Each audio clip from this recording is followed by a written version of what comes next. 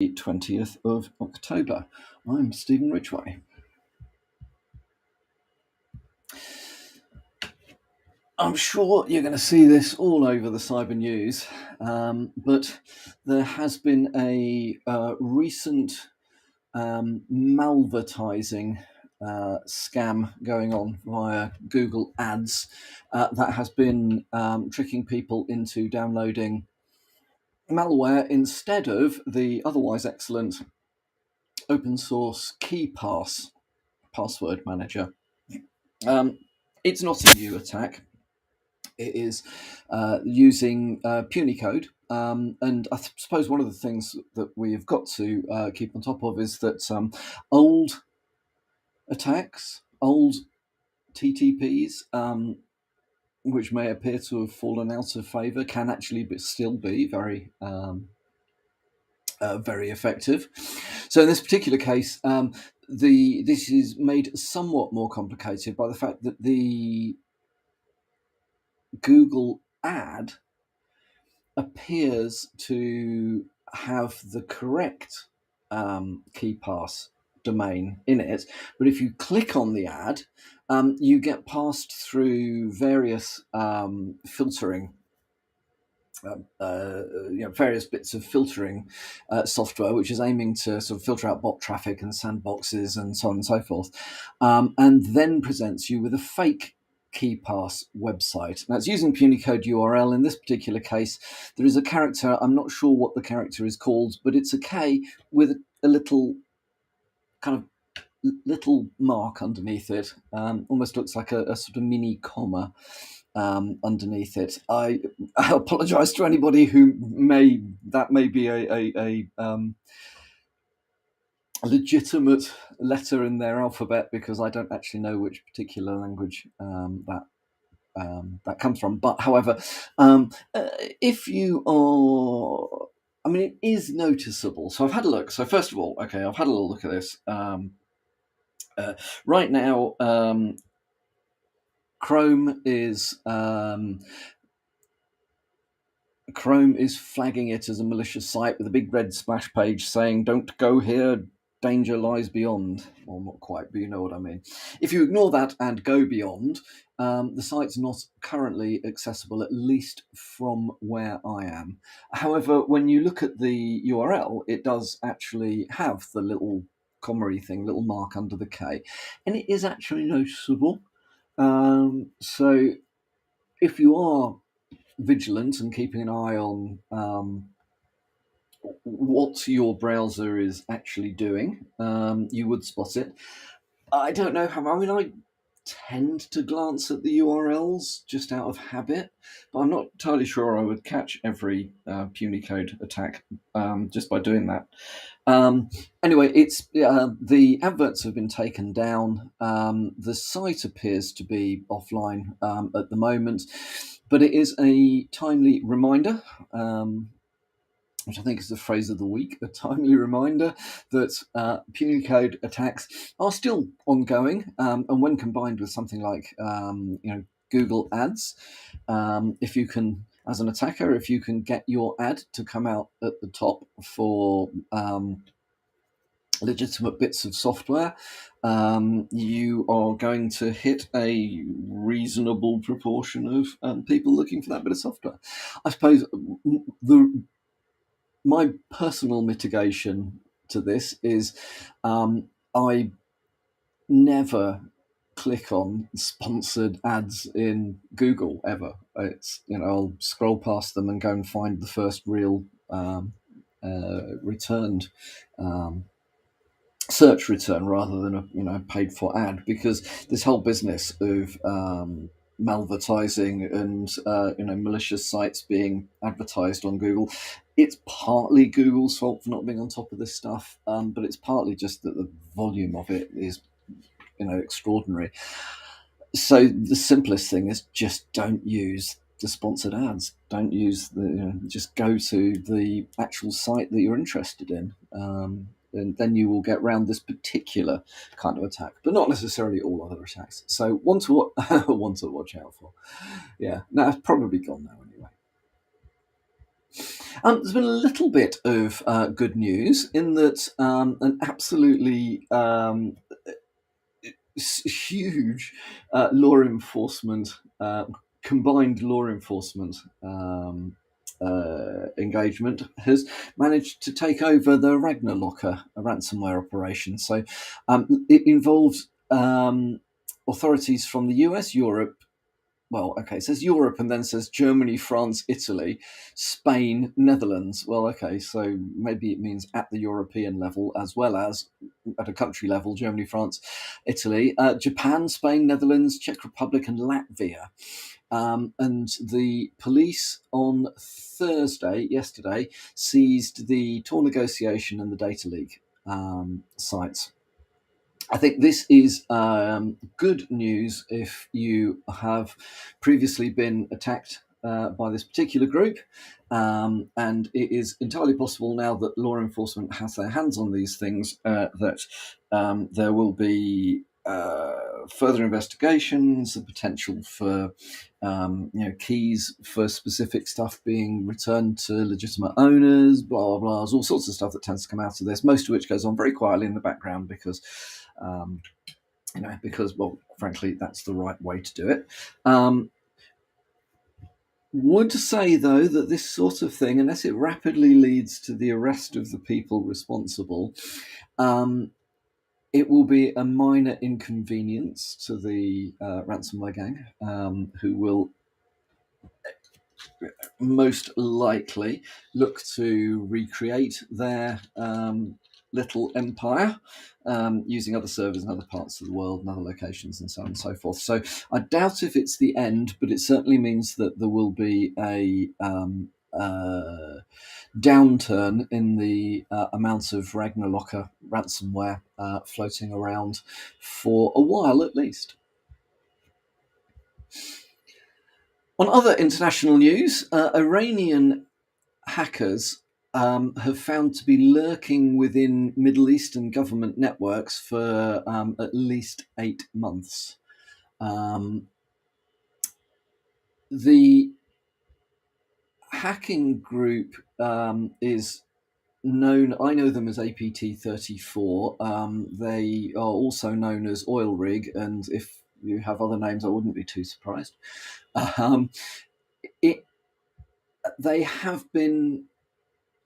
They have breached at least 12 computers belonging to a Middle Eastern government network, and they've been maintaining access since around February up until possibly September of this year. Now, okay, that's in itself,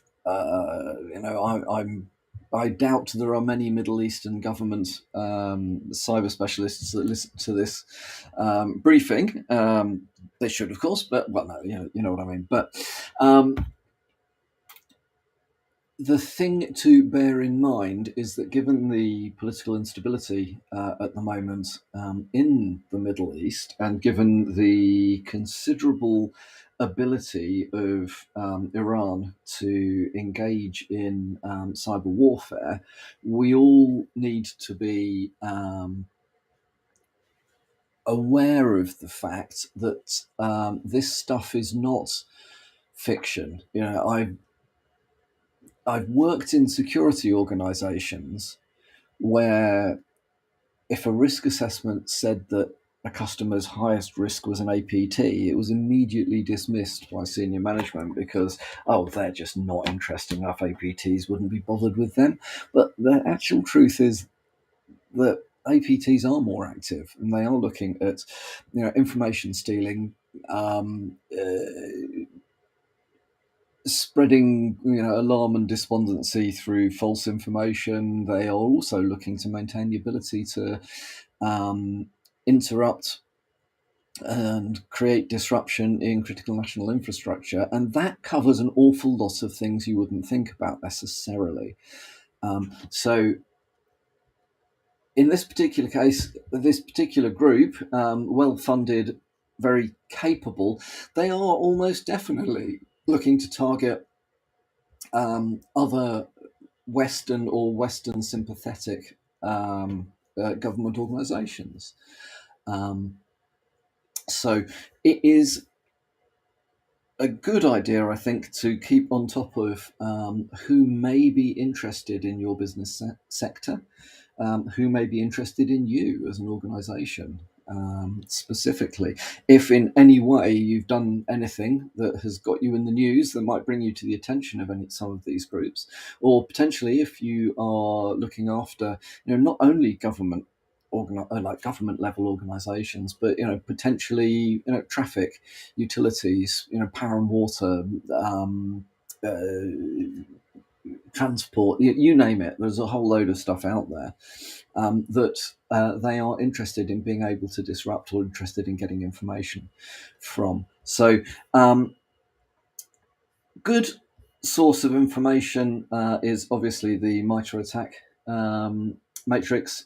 It is, if you're not used it before, it does look a little daunting.